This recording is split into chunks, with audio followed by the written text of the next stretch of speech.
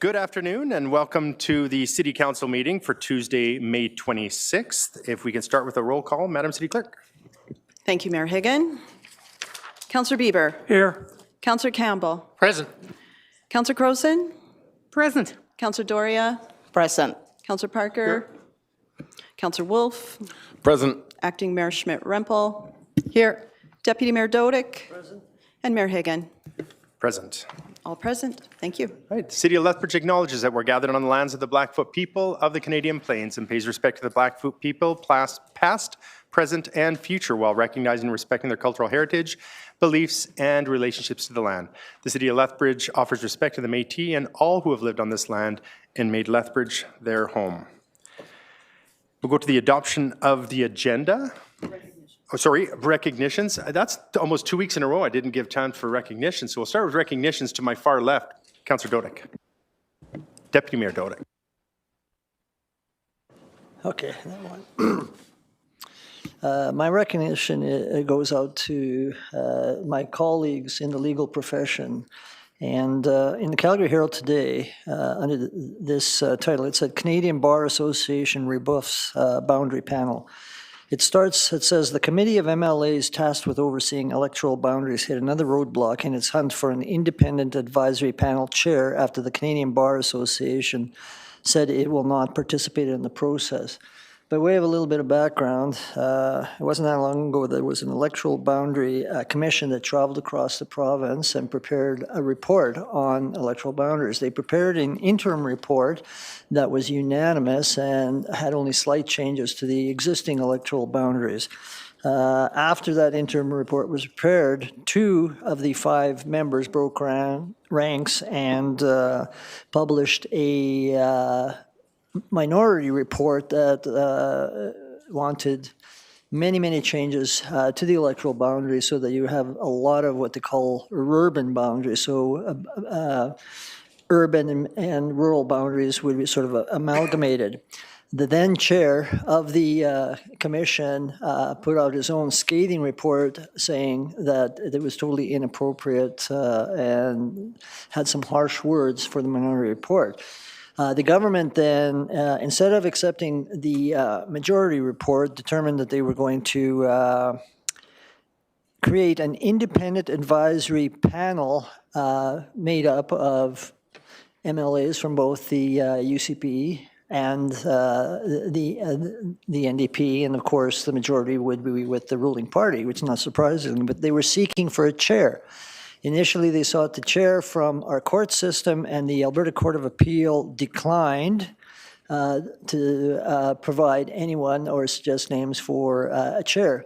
The Canadian Bar Association was approached as well, and they also declined. Now the government has finds itself still in the process of searching for a chair. So my recognition is to my colleagues, my brothers and sisters in the legal fraternity for how they handled this matter. Thank you. Thank you, Deputy Mayor. Councillor Campbell. Thank you. Just wanted a big shout out to, this is a big deal for the Prairie Baseball Academy. On the weekend, the Canadian College World Series was held here. It was moved over to Lloyd Nolan Yard, and they dominated the tournament. They won their 11th World Series of Canadian College football, baseball. So different sport, yeah, different. So congratulations on that. While we're sticking with baseball and locally, you've probably heard about Adam Mako, who made his debut with the Toronto Blue Jays. And of course, it's just really cool that he comes out of the Vauxhall Academy of Baseball, and he's the first alumnus of that organization to make it into the big leagues, and he pitched really well too. So that's really interesting. Speaking of baseball, Lethbridge Bulls open their season on Thursday, but before that, the great Kevin Pillar is in town tomorrow for a big banquet. And you can still get your tickets if you want to hear Superman speak. Also, well, speaking of athletes, congratulations to Dara Gregg. You may not recognize the name possibly, but she was on the team that just won the Pro Women's Hockey League Walter Cup. Professional women's hockey is basically their Stanley Cup. She was on the team of Montreal. She grew up in Lethbridge, and she comes from a very big hockey family. Her dad, Mark, played with the for the Canes from 1987 to 1990. So it's kind of cool just to see that how the grassroots goes into the national continuum. So congratulations on all those people. Thank you. Thank you. Councillor Wolf. It was my pleasure to attend the Sons of Norway flag raising. Great group of folks, some great history, some great stories, and just a great morning to be there and to support those folks. It's a great culture that we're fortunate to have here in our city. It was a pleasure to attend the Mike Mountain Horse Student Learning Exhibition. There were overflowing volcanoes.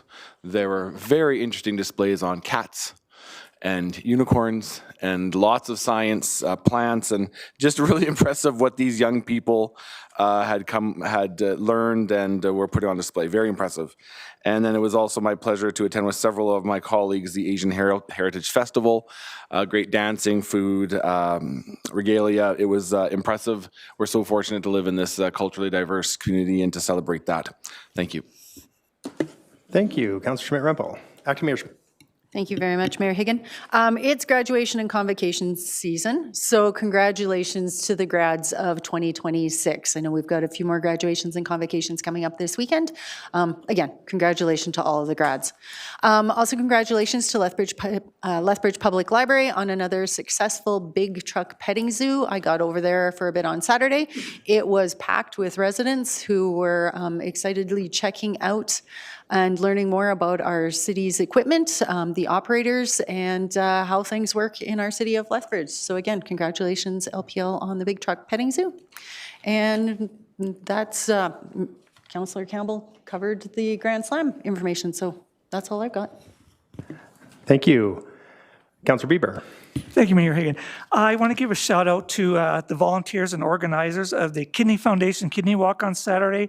The Southern Alberta region raised $33,404.50, with Lethbridge topping that region with more than $26,600.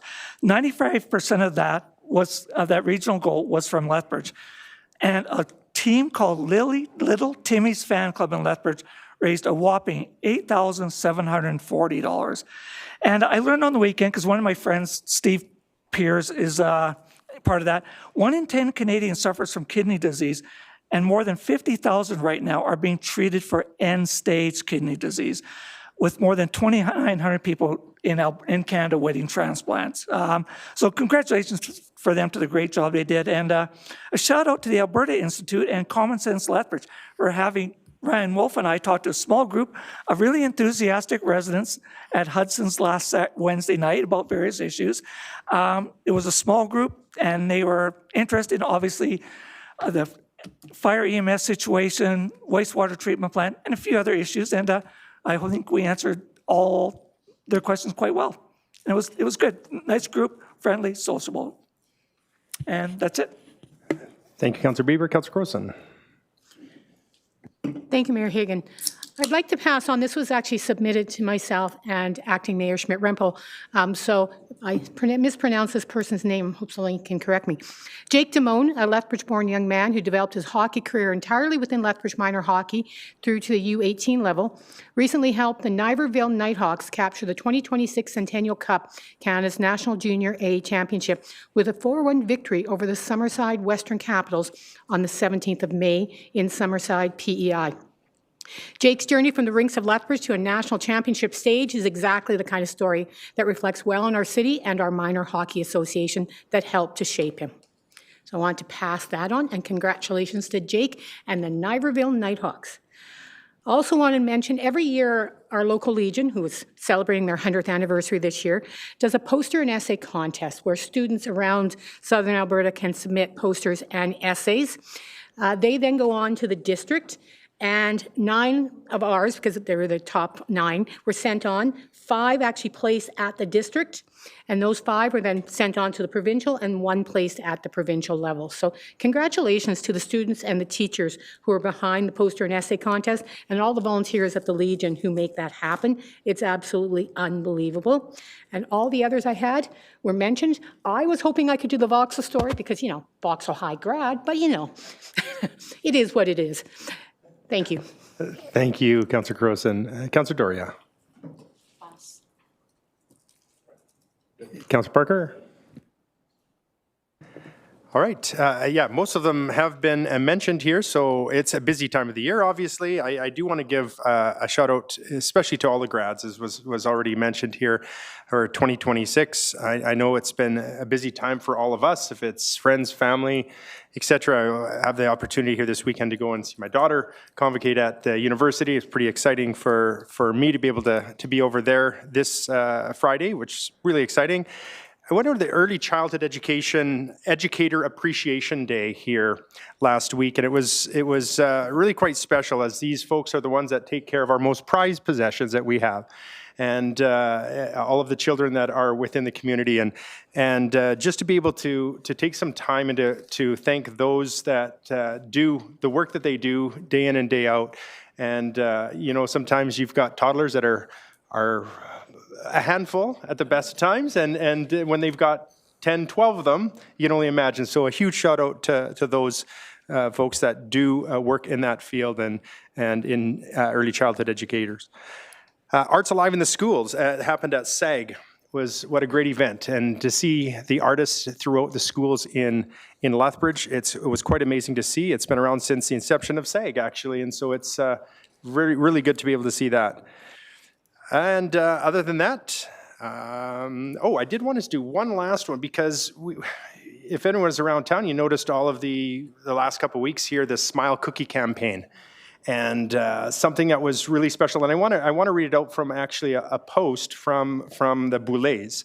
It said, "We're incredibly grateful for the people of Lethbridge and Canadians everywhere for coming together in support of the Tim Hortons Smile Cookie campaign, in support of Green Shirt Day, the Logan Boulet Endowment Fund, and the Canadian Transplant Association. And a special huge shout out to the Lethbridge Tim Hortons locations for their teams, as well as the 182 volunteers who gave their time and energy throughout the campaign." They raised over $75,000 this year, and so much greater than the previous years, and they were good years, and so it's great to be able to see folks there. And I noticed when I was there, it's because of the volunteers that come there and help out, and to organizations like Tim Hortons to come forward and do that as a local donation is actually quite amazing. So it's great to be able to see that, and we'll look forward to the next one. So with that, we will move on to the adoption of the agenda. So I have a resolution from Councillor Doria that we do adopt the agenda. Be it resolved that the agenda of the regular meeting of City Council on May 26, 2026 be adopted as presented. There is one addition I would like to put forward, Madam City Clerk, and it's a closed intergovernmental advocacy for EHS ground ambulance agreement, and that's for ATIA sections 26 and 29. And I don't know if there's anything else to be added. That's correct, Mayor Hagan. That will become item 14.4. And also, I have 2 bring forwards for council's consideration. The first one is the item you just mentioned, intergovernmental advocacy for EHS ground ambulance agreement. We'll bring that one forward to be the first item in the closed meeting session. The second bring forward is item 6.3, Southern Alberta Medical Program, Welcome and Community Recognition. We'll bring forward that one to be the first official business, so it will come before item 6.1. And that's 2/3 to add that item. Thank you. Thank you. And with that, Councillor Doria. So the additions were already mentioned, and if there are no concerns, I'll call for a vote. Question been called. All in favor? And that is unanimous. Thank you.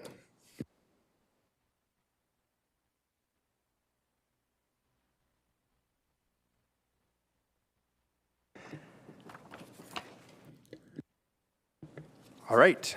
A resolution here from Deputy Mayor Dodek. The consent agenda, be it resolved that the minutes of the following meetings of City Council be approved and the mayor and city clerk be authorized to sign the same.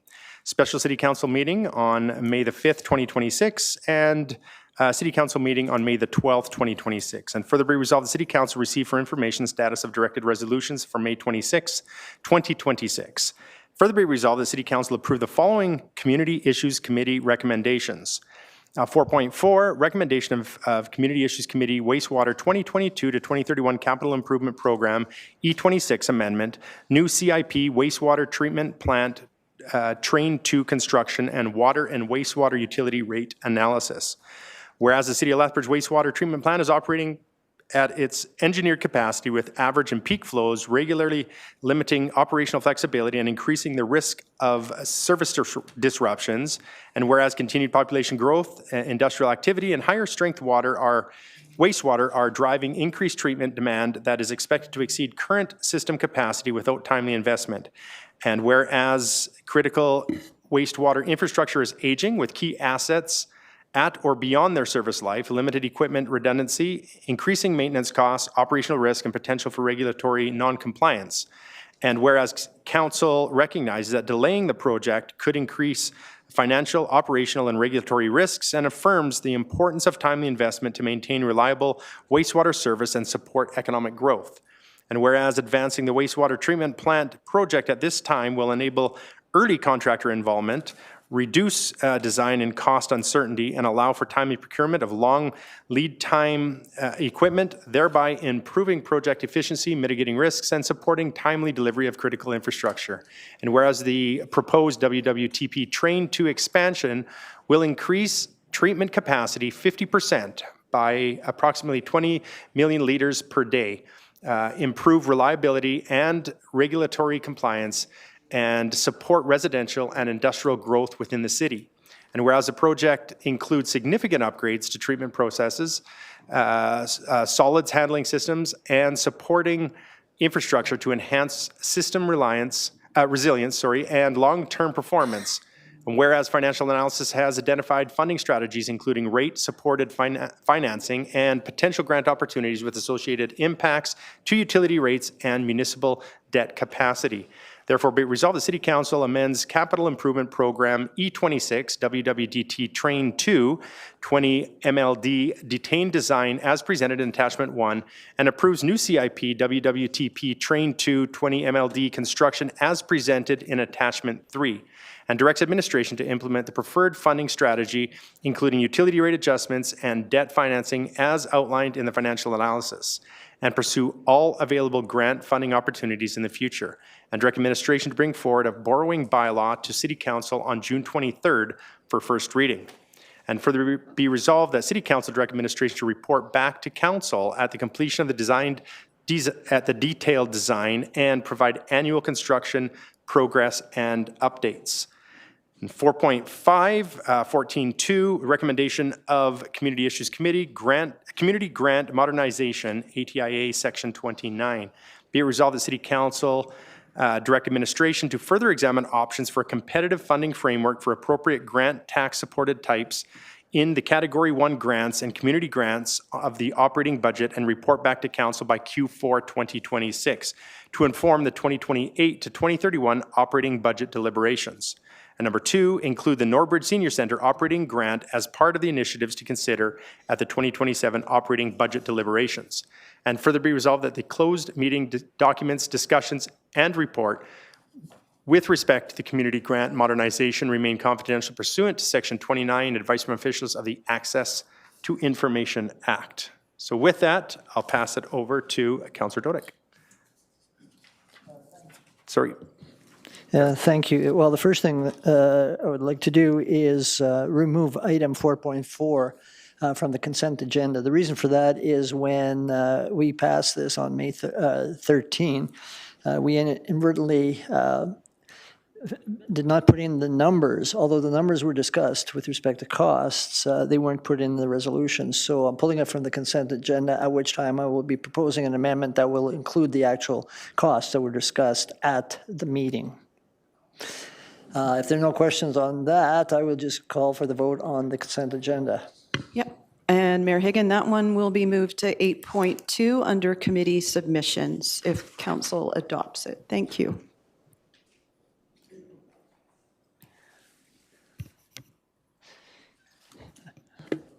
All right, and I already called the question. question's been called. All in favor? And that is unanimous. Thank you.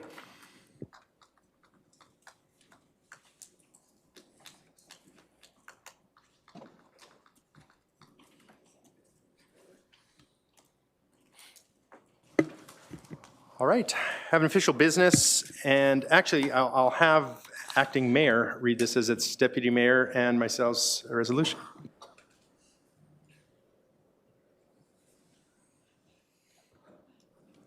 Thank you very much. So I have a motion from Mayor Higgin and Deputy Mayor Dodek, Southern Alberta Medical Program Welcome and Community Recognition. Whereas the Southern Alberta Medical Program, SAMP, represents a significant milestone in strengthening medical education and physician recruitment and long-term healthcare capacity in Lethbridge and Southern Alberta, and whereas in 2026, the program will welcome its inaugural cohort of medical learners who will contribute to the vitality, reputation, and sustainability of the local healthcare system while training and living in the community, and whereas local physicians, medical educators, and community partners have played a critical role in the development, accreditation, and delivery of the SAMP, and whereas municipal leadership, connection to community, and public recognition are proven contributors to learner retention, physician recruitment, and positive community integration, and whereas City Council's newly adopted strategic plan has a vision of a resilient, welcoming city where purposeful partnerships drive intentional growth and prosperity is shared across our community and region, a vision supported by attracting and retaining healthcare professionals, and whereas City Council has previously supported strategic one-time investments that have successfully supported community-wide physician recruitment efforts, community well-being, economic resilience, and regional partnerships. Therefore, be it resolved that City Council approve the allocation of up to $10,000 in one-time funding from city contingency funds to support a welcome and recognition initiative for the Southern Alberta Medical Program. And further be it resolved that the approved funds be used for the following purposes. 1, that the approved funds be used, we already said that. We'll need to update that resolution. 1, hosting a formal welcome dinner for the inaugural class of the Southern Alberta Medical Program medical learners and associated staff, faculty, and connected program partners. And 2, providing recognition to local physicians, medical educators, stop it over there, educators and partners involved in the development and teaching of the program. And 3, supporting modest promotional and advertising activities to increase community awareness and engagement regarding the Southern Alberta Medical Program. And further be it resolved that administration be directed to work with relevant community and institutional partners to coordinate the event and related activities in a fiscally responsible manner, ensuring alignment with city policies and procurement practices. Mayor Higgin and Deputy Mayor Dodek. Well, just if we want to open up for any questions to my colleagues, I do see that Dr. Buck and Dr. Schiff are actually here. Thank you so much for joining us here today. And thank you for the work that you've done thus far in bringing this to fruition. It's something that's been in the works for many years, and it definitely takes a community, but it takes folks like yourselves that have got that eye on the end goal, and we appreciate you being here with us today. So is there any questions? I see there's no questions in the queue. No questions in the queue. I would like to just suggest an amendment that further be it resolved, the last one, that we direct the city manager, because we don't actually direct administration. The city manager is our only employer or employee, and I think we just need to make sure we're doing that. Absolutely. So for debate, Mayor Higgin, Deputy Mayor Dodek. Well, Oh, sorry, Councillor Doria. I just want to know if this plan is only for one time or it's a concurrent event that we have to recognize the SAMP. So is it only once or it's every year that we have to do this? It's not defined here. it's just for the inaugural this fall. This is the only time. Okay, thank you. Thank you. And if you want to put something in there, it's a one-time. I'm not sure we had that in there or not. It was a very long reso, so I'm trying to remember if we captured that at all. But A one-time funding, there we are, yeah, one-time funding.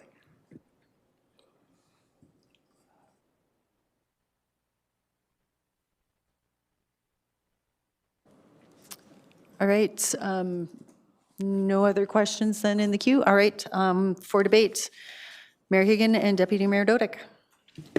All right, let's give a little bit of background, and I'm sure that everybody has heard about this because it's been talked about for many years. And so this particular resolution is to support the successful launch of the Southern Alberta Medical Program by welcoming, as I mentioned here, the inaugural class of medical students and recognizing the local physicians and partners who developed the program.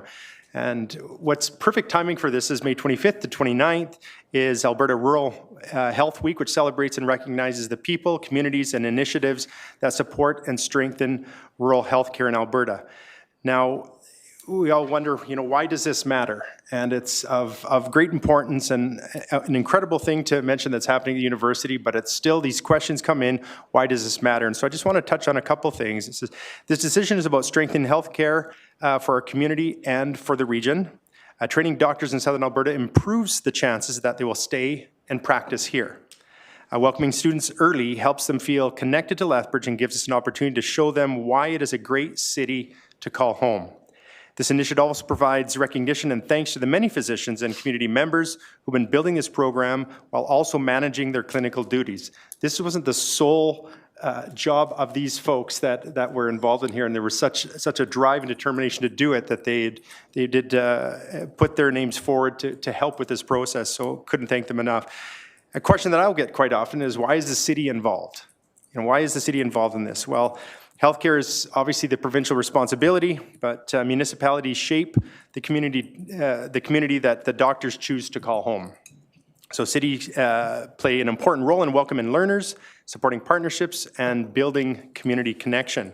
So it's about creating the right conditions for success, and it's about, I know I've had a chance to talk to a few of the folks that are going to be in this inaugural class, and just, I can't wait to practice in Lethbridge. This is what came out from them, and I thought, wait a minute, a couple of them are even from Lethbridge, and so it's pretty exciting to be able to see that. So it's an incredible program. I couldn't be happier that it's finally here. It's a very small amount that will come out of our council contingency to be able to support this initiative going forward, and I think it's, I would ask for council support. Councillor Dodick, anything to add? Oh. Actually, I will just add a couple of things.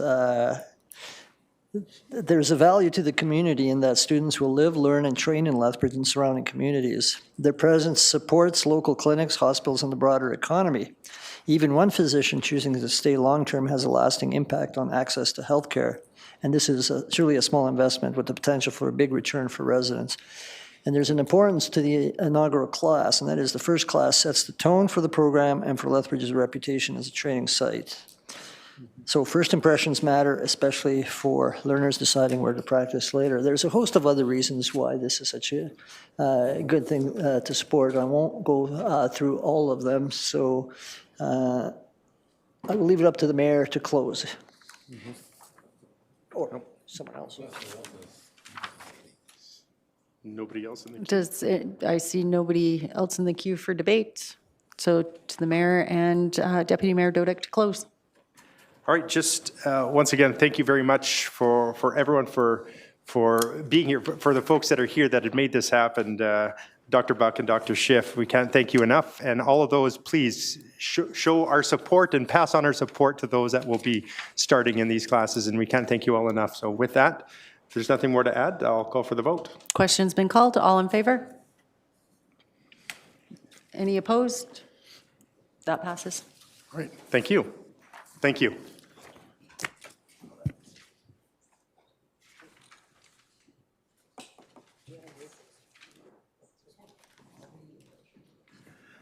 Next, I have a motion from Acting Mayor Schmidt-Rempel. City of Lethbridge support for City of Airdrie motion, budget surplus and municipal infrastructure investment. Whereas the City of Airdrie has approached the City of Lethbridge to co-sponsor a motion for the Alberta Municipalities Convention. And whereas if City Council wishes to co-sponsor the motion, Council must pass a resolution to do so. And whereas the deadline for submission of motions is the 2026 convention at the end of May. And whereas the City of Airdrie motion is as follows. Whereas municipalities across Alberta face critical infrastructure challenges, including aging water and wastewater systems, deteriorating roads, bridges, and community facilities, and insufficient capacity to accommodate population and economic growth while operating with limited revenue tools and constrained capital budgets. Whereas infrastructure project costs continue to rise due to inflation, further eroding municipal capital budgets and making it increasingly difficult for municipalities to address infrastructure needs through traditional funding mechanisms. And whereas infrastructure is a shared responsibility between provincial and municipal governments, with municipalities owning and maintaining close to 60% of Alberta's public infrastructure, including essential systems that support the province's economic prosperity and community sustainability. Whereas water and wastewater infrastructure, roads, bridges, recreation, and other community facilities requires substantial capital investment to ensure public health, safety, economic development, and quality of life, with many Alberta communities facing immediate need for system upgrades, capacity expansion, and asset replacement. Whereas the Government of Alberta has recorded a year-end surplus in 13 of the last 25 provincial budgets, creating opportunities for strategic one-time investments in municipal infrastructure without compromising ongoing programming funding or fiscal sustainability. And whereas Alberta's current Sustainable Fiscal Planning and Reporting Act legislates that 50% of surpluses must be used towards debt repayment and allows for the remaining 50% to be applied to debt repayment, the Heritage Savings Trust Fund, or to one-time initiatives at the sole discretion of the province. It is therefore resolved that Alberta municipalities advocate for the Government of Alberta to commit to creating a framework used during provincial surpluses to allocate a portion of the surplus to critical municipal infrastructure projects. Further be resolved that the framework prioritizes projects based on demonstrated needs and readiness for construction, with funding distributed through a transparent application process and in alignment with provincial and municipal strategic priorities. Now, therefore, be it resolved, the City Council for the City of Lethbridge endorse the motion from the City of Airdrie and authorize the Mayor to provide a letter of support for this motion to the City of Airdrie. Open it up to questions. Any questions? Seeing none, open debate. Councillor Schmidt-Rempel.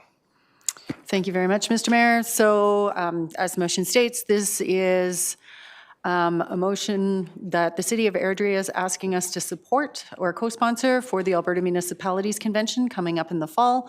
And if we want to co-sponsor this motion, we do need to pass a resolution to do so.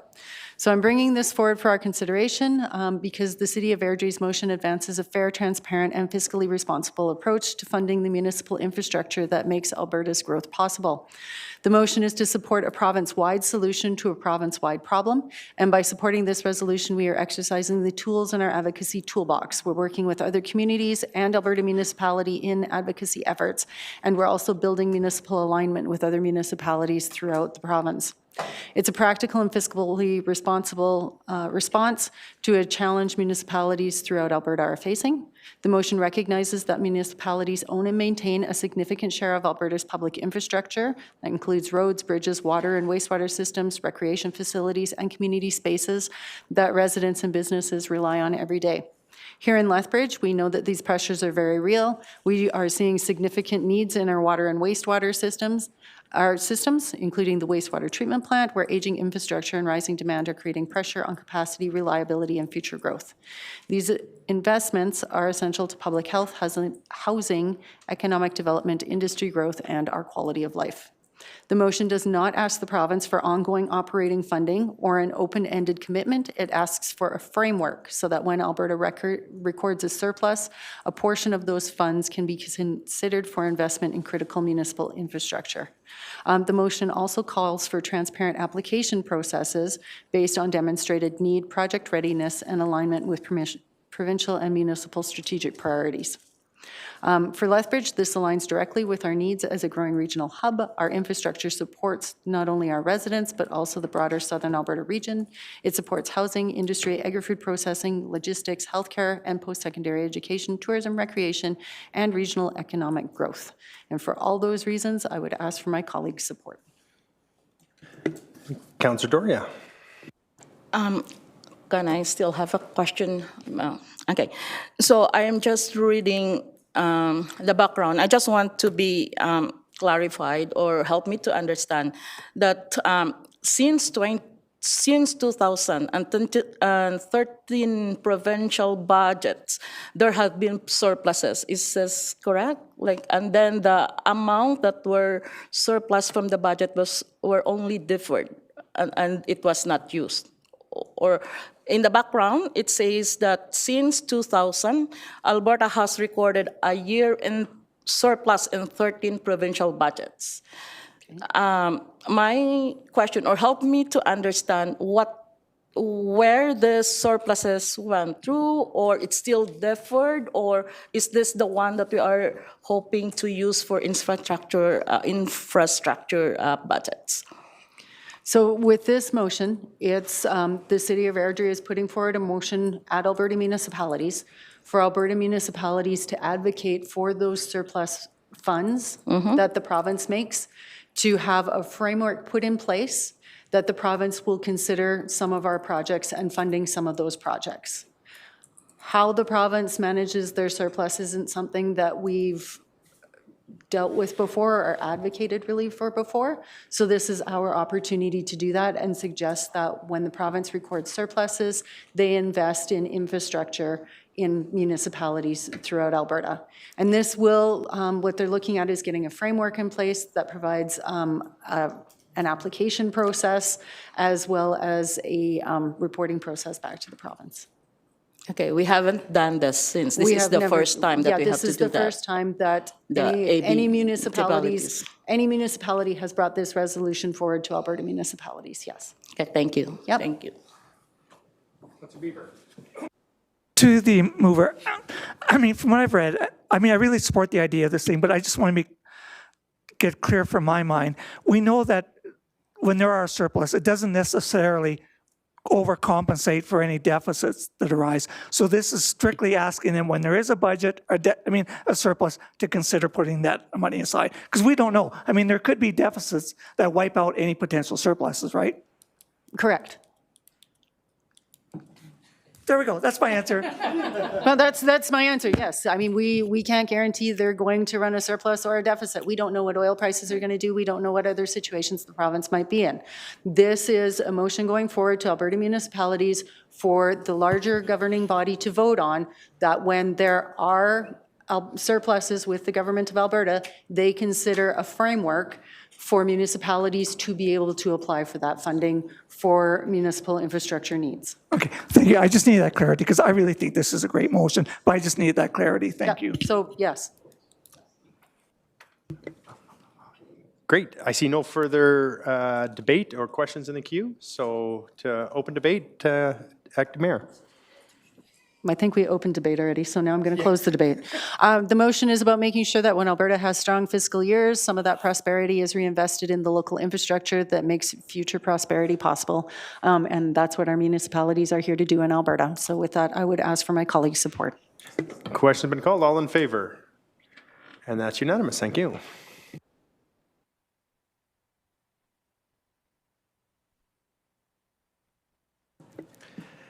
Next, I have a resolution from Councillor Crowson. Official business motion reporting from council representatives on boards, commissions, and committees. Whereas City Council appoints members of council to represent council on external boards, committees, and commissions. And whereas as a representative council, there's an expectation that the member of council serve as a liaison between those external boards, commissions, and committees and commissions and council. And whereas council is only authorized to act as a body, not as an individually to make decisions. And whereas there's an expectation that this role will include reporting back to council on information essential, including confidential information for council to do work, as all of council needs access to pertinent information to make good decisions on behalf of the community. And whereas these external boards, committees, and commissions operate under their own governance regulations, therefore be it resolved that council, commencing at this year's organizational meeting, appoint members of council to external committees contingent upon receiving a resolution from those respective committees allowing all closed confidential information from the meetings that council should be aware of, including discussions and documents to be shared by the council representation with City Council in a closed session. And further be resolved that council direct the city clerk's office to notify all these committees of this new requirement. And further be resolved that council directs that council appointed members to update council as required as the committees activities and actions, as well as provide copies of an annual general meeting and strategic plans that pertain to the community and council at a public or closed meeting of council. Further be resolved that council refer this item to July 7th, 2026 Community Issues Committee meeting and invite external boards, committees, and commissions where council appoints members of council to attend and provide any feedback. So open it up to questions. Councillor Dodick. Yes, to the mover, this is a really loaded official business motion. And here's where I'm coming from, and the question will follow that is, you acknowledge in the whereas, the last whereas, you say these external boards, committees, and commissions operate under their own governance regulations. So we'll use, for example, Green Acres, Lethbridge Housing Authority, and the Police Commission. Each of these boards and commissions are totally different from each other in terms of governance structure, how they're how members are appointed, provincial involvement, and all that sort of thing. So before we even know whether this is legal, whether it could be legally done, one of the resolutions requires them to do certain things in advance of even finding out whether it's legal or not. So I would suggest that you consider, and this is a question, is that this be deferred to allow the commissions, committees to weigh in before we actually vote on this to find out whether you can actually do it, and also to have our legal department have a look at this, because an example is the first operative clause says, council commencing at appoint members of council to external committees contingent upon a resolution from those respective committees. And you don't even know whether we have the legal authority to even ask for that. So here's my problem with this, because it's not a simple resolution. There's many moving parts to it. So I would really like to have all the committees, commissions that we're involved in and this would apply to have a say in it as well as legal before we actually do anything about it. Are you prepared to do that? There's the question. I've been thinking about this one for many years, and I appreciate where you're coming from because I've had the same concerns. One of the things we have to also realize that for most of these, we don't have to put ourselves on there. We can put members of the public on there. So this is one of the reasons I'm suggesting that we look into this, because maybe it's actually better if the information is not coming back, that it be a public member, and then we don't have to have any of these concerns. So I have no problem with deferring this and having the conversation and switching it around. But I want people to understand that this is not something I'm bringing back lightly. And you also forgot Community Futures, and it will be the school board committee and a few others that we will be looking at. Those aren't the only ones. So there's a lot that we are looking at here. And this is something that, absolutely, how to find the balance between the need of this council and the rights and needs of those external bodies is something I have been trying to find a balance. I think every one of us who's been on council for a few terms can think of one or more situations where a member of our council learned things in a closed session that we absolutely should have known but couldn't tell us or felt they couldn't tell us. And so we are doing a disservice to council by not having this conversation, but how to do it has been one of the things that I have been weighing back and forth. I know we have looked for legal advice to try to see if there's anything in any of the acts that permits this. I don't know if anybody's actually tried this before. So this may be new ground, and if we do want to go for legal advice, I just don't want to hold this up forever, is the other thing. Can I add to that as well? So, for example, you said you may not have to have council members on there, but when you had council members, it's extremely important because it really helps with decision-making at a city level. How? So we don't know what they're doing. Yeah, but now if you didn't have a council member, we wouldn't ever know what is happening anyways, correct? No, because then we can make, request those people to bring that information to a CIC meeting. If they want closed money, information? or if they want money or anything from us, then we can use that as an option. Oh, okay. All right, Councillor Wolf. This may sound like a weird question, but do you have a list of all of these boards and committees that you're talking about? Like, do you have that available? Or can I just, is the police commission involved in that? Yes. Again, this is one of the things for conversations. Let me just relate to the Community Futures. Community Futures, one of their main things they do is determine loans from the public. There is no way ifs, ands, or buts that information would ever be shared with council. It just shouldn't. But there's also sometimes conversations that are about more generic things about the economic future of Southern Alberta. That is something that probably should be shared. And so each one would have to be looking individually. We'd be looking to the people on there to use their judgment, knowing also that every one of us has taken the same oath, the same confidentiality as that person who for this year has been put on there by council. And so we have the same responsibility to keep secret anyone we send onto these committees. But I'm not looking here for a blanket statement, which is why the July 7th meeting, to have those conversations. This really was to bring it forward for conversation, because I don't think right now we have the right balance. It is the responsibility of members of council to bring to council's attention anything that would promote the welfare or interests of the municipality. And yet we send you off to meetings that you are not able to bring back information. How is that to the benefit of council and to the benefit of Lethbridge on behalf of council? Councillors have to look after the responsibility of the entire municipality, and yet we send you off to be on committees where you are now involved in the interests of that committee. How do we balance those? This is the conversation I would like this motion to make us have and to figure out the best way forward. So if we delay this to a CIC, are we just going to have 15 committees here lined up telling us legally why they think they shouldn't have to do this? Like, is anybody going Hilford, maybe you can- to come forth and say this is a genius idea, we're all on board? Well, I think the first thing is, so what has been the legal response? You must have gone that road already, right? Ask if we can legally do this? I've looked in through the city clerk's office into anybody who's done this in advance, and we could not find anything. I have not spoken in depth to Mr. Lowen's office on it. So you haven't spoken with legal? Okay. So I'll just finish here, Mr. Mayor, if I may. Yep. So I think then, I would have to agree with Councillor Dodick that, if this is deferred, then we need to receive some legal opinion as to where we are here. I know where the police commission's legal opinion is going to be, but for the city, it'd be good for us to have some idea. All right, Councillor Dodick?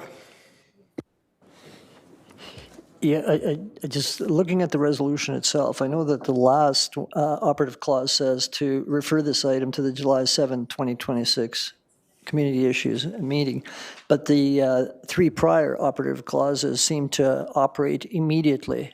But what I'm taking from your conversation or your comments is that you want all three of the operative clauses to be discussed at the July 7th. You're not asking us to pass operative clauses 1 to 3 today. No. Okay.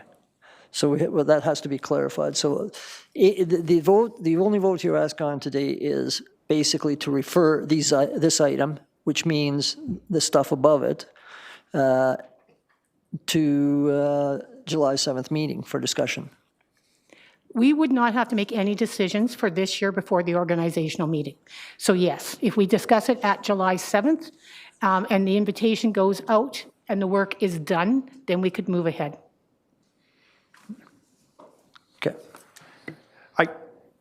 Okay. I see the decision here. We can, Remember, you got to think July of these four together. July 7th, because at the beginning, it already says, if I'm raising my hand to this, it says we're going to authorize already. So the beginning already speaks to that, though. Yeah, we talked, that's what I was, the question on, and Councillor Crowson agrees that what she really wants to do is to discuss those three items and other things. Then we have to completely on July recraft 7th. We could just do a referral. Just a referral? Okay. Yeah. Yeah, we'll just refer this whole motion to July 7th. CIC. Yeah. Right? Or to discuss- And then okay. anything more you want to invite? We'd like to invite those members of the boards and have conversations with the boards in advance so that they are aware what is coming. Okay. Any further questions? Open debate, Councillor Crowson? As I said, I've been thinking about this for a few years because we know that there have been issues that have arisen when members of council have felt or have not been able to bring things back that would have been incredibly useful and might have made different decisions from other members of council. And so with that in mind, I would like to have this conversation, to have a discussion about the needs of council as a whole and the needs of those external bodies, and even to think philosophically, why do we put representatives on those external boards? Who are they there to serve? And what is the reason for doing that as part of this? So let's refer it, let's have this conversation so that we can actually have, and I know it's my own drinking game, more transparency and accountability and more informed decision-making by all of council. All right. With that, you take your opening and closing. Sounds good to me. Question's been called. All in favor? Any opposed? And one opposed.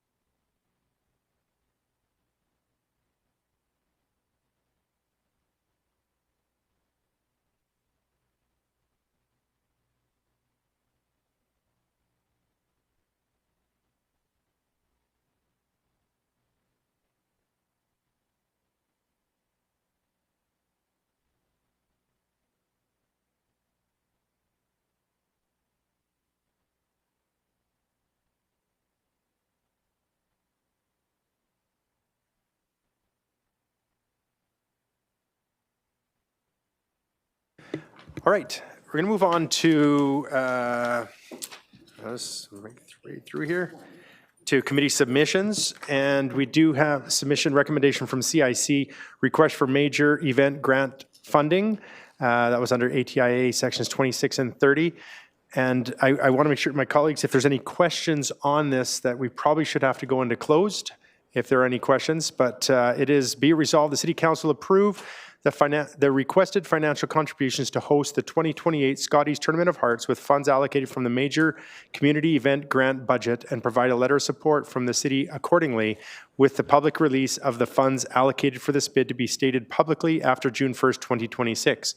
And further be resolved that closed meeting documents, discussions, report with respect to the Lethbridge Curling Club request for major event grant funding remain confidential pursuant to Section 26, disclosure harmful to intergovernmental relations, and 30, disclosure harmful to economic and other interests of a public body of the Access to Information Act. And so, do I have a mover for this? Okay, Councillor Crowson. Councillor Crowson. So this was, if you recall, a recommendation coming from council that was, and I can't remember the vote was, 7-2, and that was in favor of the moving forward with the Scotty Tournaments of Heart. I just want to, sometimes it's a reversal if you're doing a vote in favor or a vote against. And so just want to make sure if there's any questions on this, that we do make sure that it is in closed. So with that, if there's open debate, Councillor Crowson. My colleagues might wonder why this wasn't simply on consent, but the practice is if something goes on to consent not recommended, it goes on to the open agenda. So that's why this is on the open agenda and wasn't on consent. Otherwise, it just looks like you're trying to hide something that you voted against in the consent agenda. I will be voting against this. It breaks my heart. I already had to explain to my mother I was voting against this because she would love to have the Scotties back in town again, and so would many other people. And I recognize there is money still sitting in the major events grant, but I think all of us are very well aware of the economic situation we are facing. And we're also aware that if that money isn't spent, it goes back into our MRSR and then becomes available for other essential things that we need to spend on. So even though I appreciate everything the Curling Club does, I appreciate their work, I appreciate so much when we get these events, I will regrettably be voting against this. I too echo the comments of my colleague that there's nothing like better than going to see a world-class event like this at our facilities, especially the Scotties Tournament of Hearts. And it's unfortunately, when the economic position we're in, as was mentioned, it's something that I just can't support at this time. Is anyone else to debate? Councillor Wolf. Yeah, I'd just like to, I guess, share a couple of comments. I guess one concern that I have that I've been thinking about is economic development, I think, is an engine, and it's an engine that works a lot on momentum and being front of mind, being in a space, being on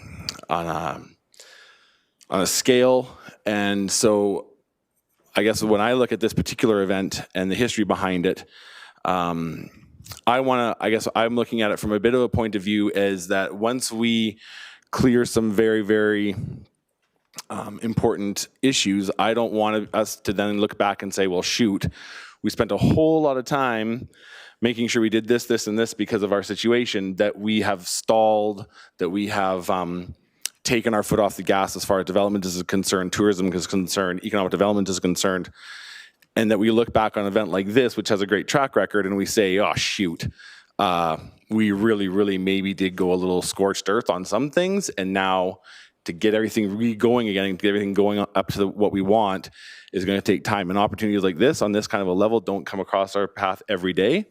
And so in a global kind of vision from my perspective is I want to make sure that we're not chopping off one limb to save another limb, and then we turn around in a few short months and say, well, you know what?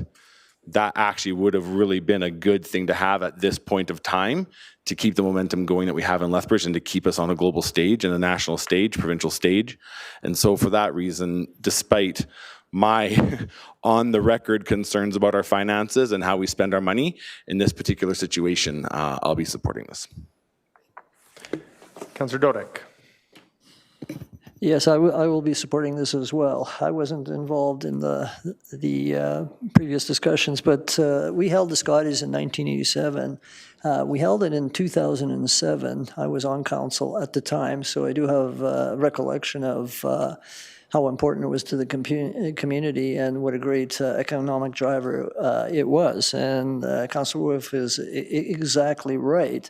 You know, this is going to be one of those things that if we say no to it, we may really regret it. It's a one-time potential allocation. So we don't know if they're going to get it or not get it. But I think this is the kind of driver, this is the kind of event that we should try and support. So I will be. Councillor Bieber. Mayor Hagan, excuse me. Allergies.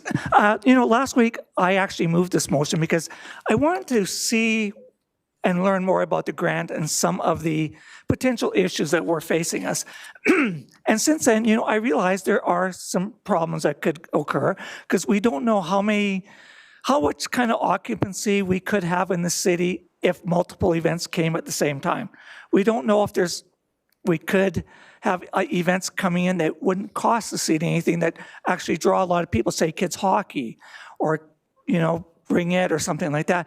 But I really see potential for this.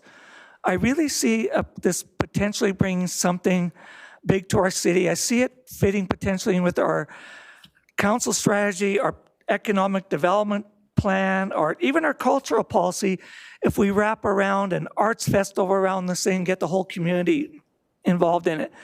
And we have such a history of hosting successful events that this could actually even create a bit of a dialogue about why is it that Lethbridge is so popular? What else could come here to, say, a facility that Councillor Dodek will point out loses several $1,000s a day? I mean, there is a lot of opportunity here. And I realize we're going through financial troubles right now. And I know that the optics don't look great because people will ignore the fact that there will be money in that grant. And they'll say, well, you guys have money for curling, but you don't have money for this organization that needs money. But there's separate deals. And I really think this has potential. So I'm going to stick with my vote and support it. Thank you. Councillor Schmidt-Rempel. Thank you very much, Mayor Hagan. I mean, I certainly recognize and appreciate this as the economic driver as it is, and in the past I have supported motions coming forward like this. However, recognizing our economic reality at this time and the need to prioritize our critical infrastructure for me overrides that, because those are also important economic drivers to this city. And without those, we may not in future be able to fund these kind of grant programs. And for all the other reasons that Councillor Crowson and Mayor Higgin outlined, I unfortunately and regrettably cannot support this at this time. I see no other councillors in the queue. So with that, Madam City Clerk, to close, Councillor Crowson. Thank you for everybody's different perspectives on this. I want to be very clear that not now doesn't mean never, that if we say no now doesn't mean we can't put in bids in the future. I think every community at some point has other factors to consider, and so this is just a talk to us in a couple of years when things are a bit different and we can have a different conversation. So this is not shutting the door forever if we vote this down. The other thing I think people have to remember is we did just pass the economic strategy. We will be supporting a lot of our industries going ahead. We are kickstarting and moving ahead different things to support local business, to help with business retention. We are working on things that we know are critical, like our infrastructure, like housing, which will continue to support the economy. This is one event we are looking at not supporting. It doesn't mean we're not moving the economy ahead. It doesn't mean we're not supporting the infrastructure that economy requires. And so I don't think saying no to this once is a no forever. And I will ask my colleagues to not support this. All right. Call the question. We're going to call the question by a roll call, Madam City Clerk. Thank you, Mayor Hagan. Councillor Doria. Me? Okay, I'm not supporting the motion. No. No. Councillor Parker. Opposed. Councillor Wolf. In favor. Acting Mayor Schmidt-Rempel. Opposed. Deputy Mayor Dodick. In favor. Mayor Hagan. Opposed. Councillor Bieber. In favor. Councillor Campbell. Opposed. Councillor Croson. Opposed? That's 3 in favor, 6 opposed. That's a lost motion. Thank you.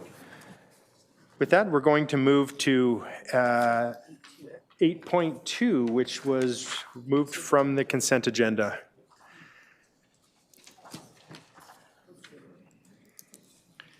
This is from Councillor Dodick. A recommendation of Community Issues Committee Wastewater 2022 to 2031 Capital Improvement Program E26 Amendment, new CIP Wastewater Treatment Plant Train 2 construction and water and wastewater utility rate analysis. And the amendment is be it resolved that the main motion amended at item 1 by inserting the words capital budget by the expenditures and funding from $7.8 million to $18.6 million after the words detailed design, and inserting the words capital budget from the expenditures and funding $285 million after the words MLD construction. So with that, if that's up on the table, I'll have Councillor Dodick speak to that. Go ahead, Councillor Dodick. Okay, on May 13th, we had a fairly detailed presentation as to why it was important to deal with this issue, the wastewater treatment plant. In that presentation, it included the costs. So these numbers that are up there now were referred to in the presentation and were spoken to while we were having questions and debate and everything else. So if you look at what the main motion will look like, so where it talked about as presented in Attachment 1 would demonstrate that the expenditures and funding went from $7,800,000 as initially approved to $18,600,000. The same thing applies with the second item that requires the actual numbers to be included in the amendment. That was in Attachment 3, and that was the capital budget expenditure of $285 million. Now, at the May 13 meeting, I went through a debate that was based, obviously, in part on the presentation that was given by our administration as to why we needed to do this. So one of the things they said, a timely investment needed to enable future growth and development in the city and region, and the objections and expansion plans adds at least 20 million liters per day of treatment capacity. So what it was is it identified the shortfall that we would soon be expecting, identified all the parts of the wastewater treatment plant that needed to be looked after. So that presentation, that debate, the questions surrounding it only occurred on May 13th. Unfortunately, when the resolution was put up, it failed to include the numbers that are now in red on the screen as an amendment. So it's an amendment in form, not in substance, in the sense that these numbers were discussed at that meeting, and those were the numbers that were referred to in the attachments and were approved unanimously. So unless there are any questions or require any additional clarification, I would call the question. I don't see any further questions or clarifications, so with that, I'll call for the vote. All in favor?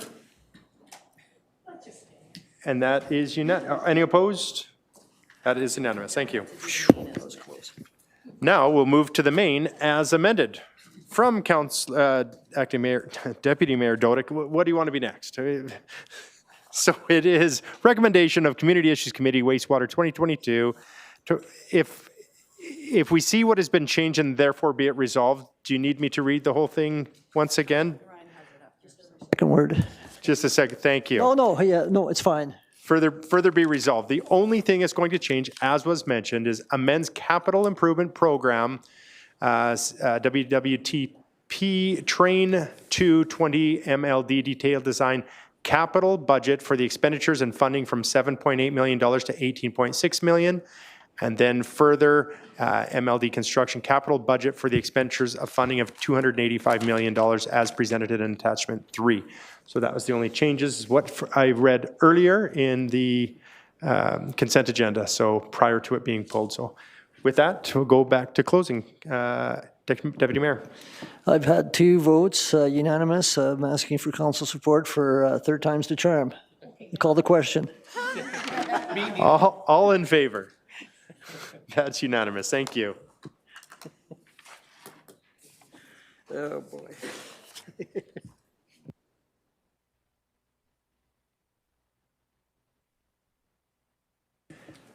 All right, moving along, we have no administration presentations or submissions.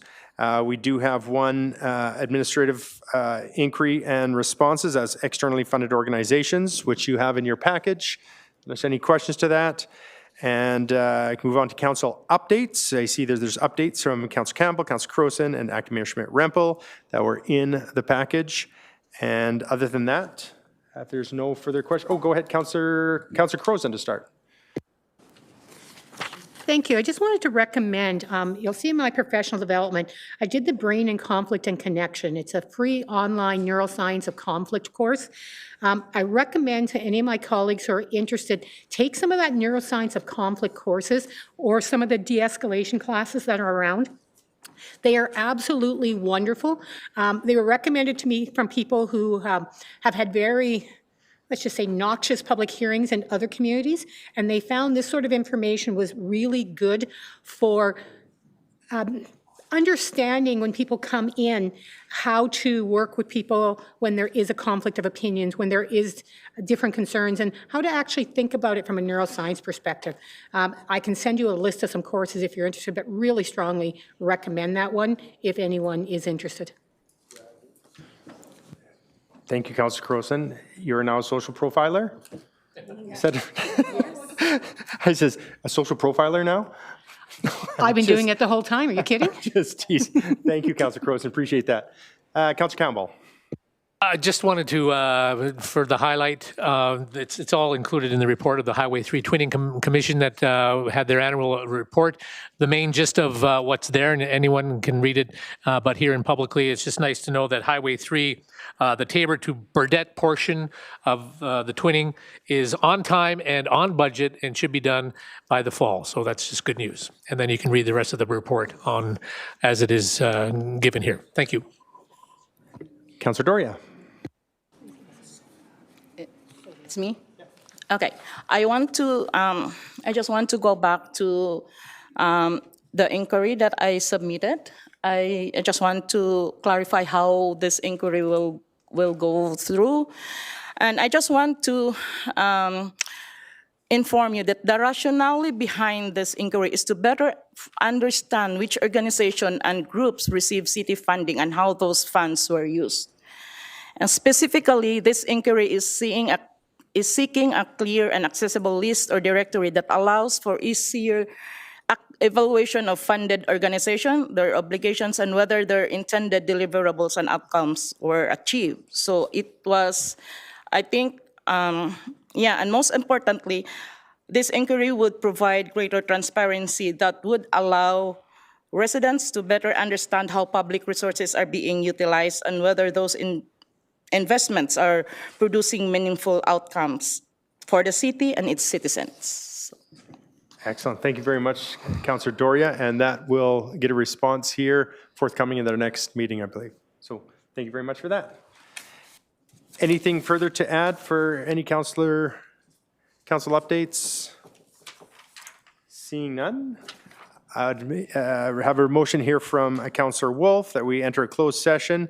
Be it resolved that we do now enter a closed session at 1:44 p.m. to discuss confidential matters with respects to 14.1 and 14.4 as per sections 26, harmful intergovernmental relations, and 29, advice from officials of the Access to Information Act, and section 30 as well of the advice from officials. Yes. With that, Councillor Wolf. Thank you. Call the question, please. Question been called. All in favor? And that is unanimous. Thank you.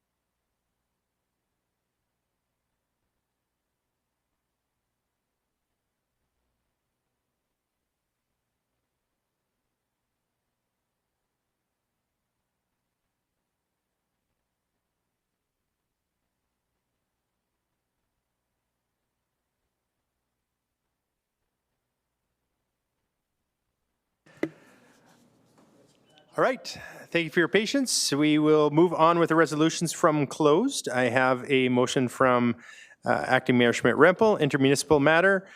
Be it resolved, the City Council direct the City Manager proceed with the confidential direction provided in closed session and return to a future meeting of City Council. And further be resolved, the City Council direct the closed session documents and discussions pertaining to the intermunicipal matter remain confidential as per Section 26, Harmful Intergovernmental Relations, and 29, Advice from Officials of the Access to Information Act. Acting Mayor Schmidt-Rempel. I will call for the vote. Question's been called. All in favor? And that's unanimous. Thank you. Who can bring this motion forward? Yeah, that's right. Now, the next we have a motion from all of council. It's an intergovernmental advocacy for EHS ground ambulance agreement, ATIA Section 26 and 29. And it states, whereas the Honorable Adriana LaGrange was sworn in as Alberta's Minister of Hospital and Surgical Health Services on May 21st, 2026. Whereas Emergency Health Services Alberta notified the City of Lethbridge on March 13th, 2026, that in order to enter negotiations for a new emergency medical services contract, the city would be required to agree in advance to fund any costs above the Emergency Health Services benchmark cost, which was significantly less than amounts they have historically provided. And whereas this proposed funding condition represents a significant change from the historical funding approach provided by the City of Lethbridge for the provision of emergency medical services, and whereas Lethbridge, Spruce Grove, and Leduc have historically provided local responsive emergency medical services within their communities, supported by funding arrangements that recognize a municipal role in delivering these services, and whereas the City of Lethbridge has an interest in ensuring that any future emergency medical services funding framework is fair, sustainable, and reflective of the historical funding provided to municipalities that have delivered these services. Therefore, be it resolved that City Council, Lethbridge City Council direct the Mayor on behalf of City Council to join the municipalities of Spruce Grove and Leduc in submitting a joint letter to the Honorable Adriana LaGrange, Minister of Hospital and Surgical Health Services, requesting that the Government of Alberta reconsider the proposed funding framework for the provision of emergency medical services in Lethbridge, Spruce Grove, and Leduc. And further be resolved, the City Council direct the closed session discussions pertaining to the intergovernmental advocacy for EHS ground ambulance agreement remain confidential as per Section 26, Harmful to Intergovernmental Relations, and 29, Advice from Officials of the Access to Information Act. So I'll open it up to any questions. Seeing none, for debate. Deputy Mayor Dodick. Thank you. Bear with me for a couple minutes. In 2009, the first EMS agreement was signed with the province. At that time, the province paid 100% of the ambulance service cost. 2014, we signed the second agreement. The province was no longer paying 100%, as city added $3.5 million tax support annually to enhance the service. In 2024, we entered into a 2.5-year agreement, which ends, as you know, September 30 of this year, 2026. On March 13 of 2026, we received a letter that ambulance services will be funded at provincial benchmark rates, which in Lethbridge's case meant a reduction from $14 million that they were receiving from the province in 2026 to $11.3 million, or a $2.7 million reduction being around 20% on a go-forward basis. The city was to advise initially by March 31. Just think about that for a second, within 18 days as to whether they want to accept it.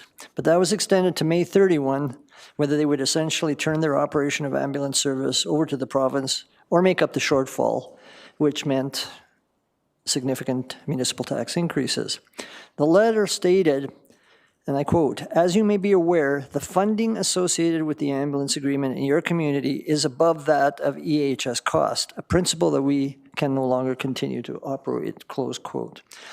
There has been a suggestion from some that the Municipal Government Act essentially mandates us to provide the current level of service despite the provincial clawback, and reference was made to various provisions of the MG Act. In fact, it is the Emergency Health Services Act of 2009 that governs, and the MGA is subordinate to it as it relates to the provision of ambulance service. Part 2 of the Act, under the heading Duty to Provide Emergency Health Services, states at Section 2, a provincial health agency, regional health authority, or provincial health corporation shall provide emergency health services in the health region in accordance with this Act and the regulations and an emergency health services plan for the health region. The Act and regulations also set out the duties and qualifications required for EMS personnel to operate in Alberta. In our parlance, it is in the province's lane to provide and fund ambulance services. Not too surprisingly, the March 13th letter was a shock.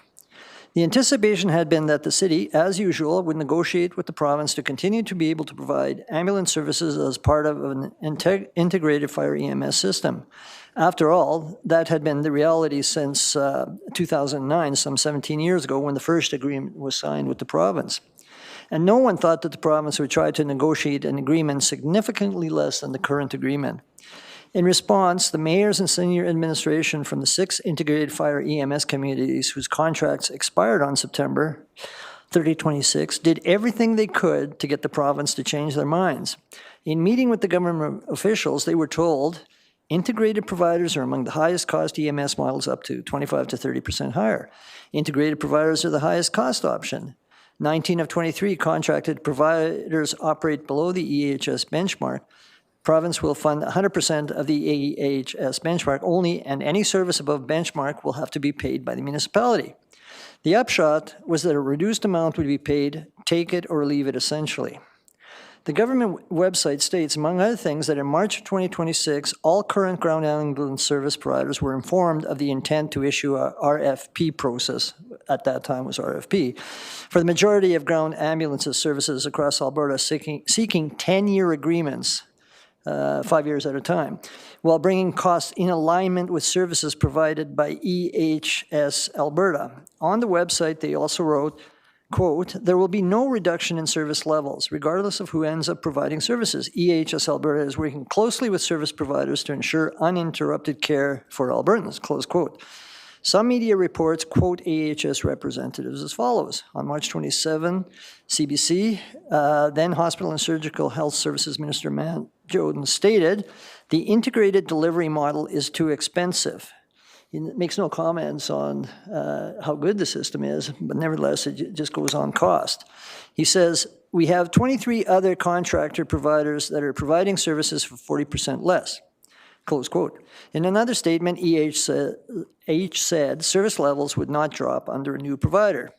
On May 1, 2026, Global News, EHS Alberta provided a statement that said, EHS Alberta is conducting a strategy that provides the opportunity for new long-term agreements focused on the delivery of high-quality patient care throughout the province, ensures fiscal sustainability, and maintains Alberta's blended model of public service delivery and contracted partners. On May 13, CBC reported, Minister Matt Jones stated, we have to be fair to other communities who comparably have been receiving far less funding, up to 25 to 40% less than the integrated communities. Around this time, our local UCP-MLA released a statement that mentioned the provincial commitment to paying 100% of the equivalent EHS Alberta cost. Although he expressed support for the integrated fire EMS system, he made it clear that the dollars to support the system would be the benchmark set by the province. In other words, a qualified support. Good work, you're doing a great job, but you're only getting the EHS rate. Do I need to remind folks that the province has and continues to erode our financial base? As, for example, limiting photo radar, which now penalizes the taxpayer and not the speeder, mandating police body cams, but only funding a portion of the cost and only for a couple of years, requiring hand-counting ballots, which at the last election cost the taxpayers an extra $300,000 in Lethbridge alone. I remember Minister McKay recorded as saying he couldn't sleep at night knowing that 37% of his constituents didn't trust tabulators. 37%. There are many other examples, but these should suffice by way of example. Now, with the province making it clear that not only would they not renew the ambulance contract at the existing rate, it would only be prepared to renew it at a much reduced rate. The city's Treasury Department, city treasurer, looked at the amount the province was willing to provide, and after much back and forth with the province to pin down what exactly the province was proposing, they concluded that to enter into 5-year contracts renewable for another term for the amounts offered by the province were not sustainable. Part of the reason for this was because the city was already contributing $3.5 million annually towards ambulance services above and beyond what the province was. And with that amount already in the base budget, the additional shortfall of $2.7 million required in 2027, which would have had to be made up by taxes and rising thereafter, created a perfect storm, resulting in administration's ultimate recommendation. Their very reluctant recommendation the council not agree in advance to cover additional costs associated with a new agreement, but to preserve the city's right to participate in further negotiations, as well as an RFP process. If anyone doubts the city council and administration does not support fire EMS, all you have to do is look at the fact that there was a $3.5 million bump a number of years back to what was being contributed by the province, and the fact that all collective agreements with IAFF were endorsed by council when presented to us and prior councils once a negotiated agreement had been reached. Unfortunately, the issue forced onto us by the province with their kamikaze announcement was publicly framed not as one that created an unsustainable funding dilemma, but rather was based on emotion. That was perpetuated by some of the media in their headlines, as well as IAFF, who were rightly concerned about what the province was doing and the impact it would have on approximately 70 workers. I won't rehash how the various council votes on the issue went, but suffice it to say that it was a difficult decision forced on us by the province for no objectively justifiable reason, in my opinion. You don't tell someone who you're supposedly partner with at the last moment, oh, by the way, we're prepared to enter into a contract with you to provide ambulance service, but we're going to pay you a lot less than we had in the past. But they did. And as we now know, the 6 integrated fire EMS communities whose contracts end on September 30, 2026 have made their decisions. Leduc, Spruce Grove, and Lethbridge are not prepared to accept the reduced amounts and raise taxes to make up the difference. St. Albert, Strathcona County by a 5-4 vote, and Red Deer by a 6-3 vote have accepted the provincial terms. Strathcona's mayor, Rod Frank, was reported by CBC as having concerns around the precedent it sets to download the cost from the province. He said, and I quote, "If we're going to start taking on provincial services, where does it end?" Close quote. Red Deer is the closest to Lethbridge in terms of size, and the question I'm sure will arise, why did Red Deer accept the provincial terms that we didn't? On examination of the administrative report dated May 5, 2026, presented to Red Deer City Council, it states, among other things, currently, the City of Red Deer Emergency Services Department operates an integrated model for fire and ambulance service known as an integrated service. Since 2024, the City of Red Deer has been fully funded by the province of Alberta to operate integrated ambulance service. Lethbridge was not 100% funded and was already taxing citizens $3.5 million annually to provide the current service. Thus, it was much easier financially for Red Deer to agree to a 2.5, not 5-year contract at the benchmark rate and make up the difference by raising taxes. In 2.5 years, Red Deer will then have to consider whether they are still financially able to enter into 5-year contracts, which is what the province wants, with ongoing tax increases with reduced provincial contribution. I would hazard a guess that the vote may no longer be 6-3 to maintain their current system, but I'm obviously only speculating in that regard. Our administration has explained why the reduced funding offered by the province, together with the tax increases needed to fund the current system, cannot be sustained. So what can we do about it? The supporters of the current system did a full court press lobbying City Council to fund the shortfall created by the province with almost no warning. They sent emails, they were very present on social medias, held rallies, showed up at council meetings, and they got a lot of press coverage advocating and supporting their position. The province has spoken of their decision as providing equitable treatment across the board, but we know that's not so with many health services. Not every community has a hospital with surgical suites, and only the largest centers can provide specific health services for cancer treatment and the like. We are appreciative that a cath lab has been approved for Lethbridge, which will eliminate the need for ground and air transport from Lethbridge to Calgary in many urgent cardiac and other cases. But again, that emphasizes that equitable treatment cannot be provided across the board. The province could acknowledge and fully, not partially, fund an integrated model across the province, but we know that's not going to happen. But in the statement I alluded to earlier, our local UCP MLA indicated that he fully supported the integrated fire EMS system in Lethbridge. In his words, he stated, quote, "It provides a high level of care, improves coordination during, and reflects the needs of a growing regional hub that serves residents well beyond city boundaries," close quote. If he truly believes that, then the very fact that our service doesn't operate as a Lethbridge service, but a regional service, then in that event, it should not be put in a cookie-cutter, one-size-fits-all category as a so-called benchmark service vaunted by the province does. To be truly equitable, the province should come back to our table and say, we made a mistake. Let's talk. Let's face it, the cost of fully funding the 6 communities with an integrated system is just a rounding error as far as provincial finances are concerned. I haven't done the complete math, but if Lethbridge's shortfall is almost $3 million per year, the total shortfall for all the 6 communities would not exceed $15 million annually. The war in Iran, tragic as it is, has created a financial windfall for the province that could be tapped to at least reverse the clawback of funds from the 6 communities.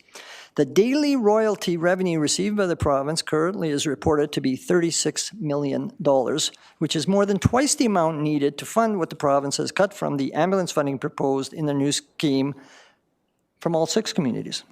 So, the province is required to provide ambulance service, and I suggest that everyone can contact all our provincial representatives and state that the requirements include properly and adequately funding communities to have an integrated fire EMS system.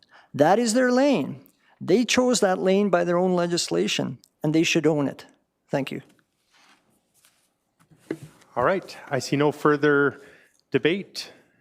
And so with that, yes, no, no. All right. With that, I will go for the vote. What are we voting on? Okay, so you saw the motion out there. I'll add to it in the letter, and I will say we do have a letter that has been crafted, has been going over the past week and a bit with Mayor Acker and Mayor Hansen, Mayor Acker from Spruce Grove and Mayor Hansen from Leduc.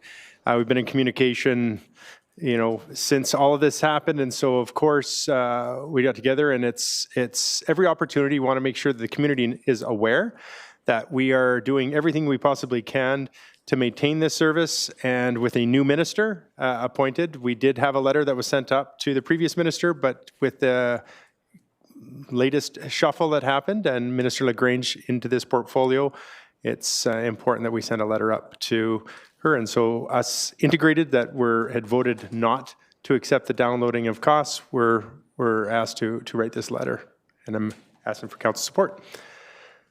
So with that, we'll go for the vote. All in favor?